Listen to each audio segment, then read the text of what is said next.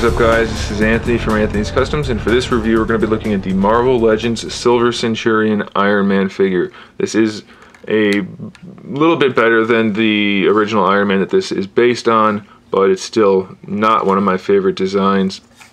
He stands to the top of his head about 6.5 inches, to the top of his rocket about 7 3/4 inches, and of course that is removable, so we'll take that off for the sake of the review. That is just on with a hinge for the shoulder pads, which blocks his face and is not very cool, but it is sculpted well. The whole thing's sculpted pretty well and has decent paintwork.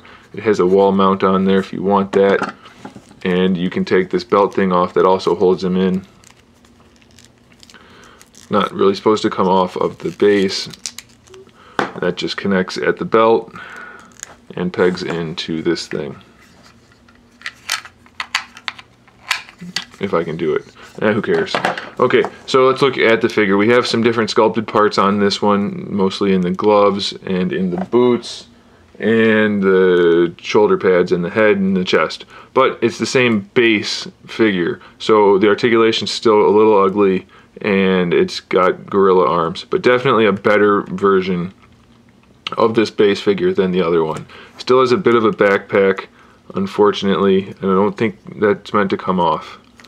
Or whoever I bought this from glued it on, I'm not sure. Can't say, but it's connected on mine, so maybe yours isn't. Hard to tell. His face mask comes off.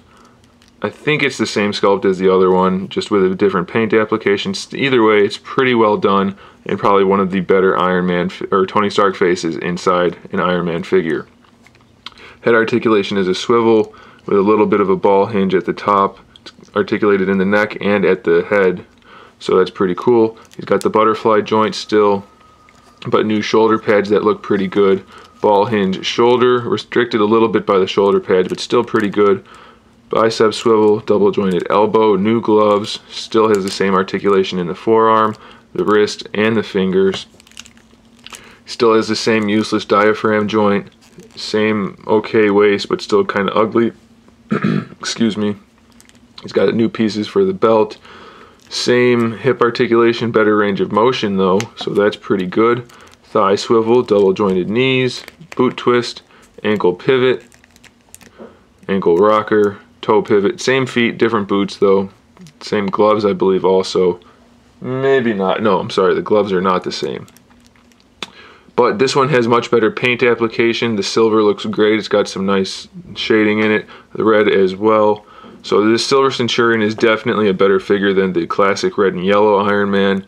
I don't have the stealth or the variant gold and red one of this body mold. Unfortunately, I can't show you. But actually, they're all better. I've had them. I just don't have them anymore. They're all better than the traditional one.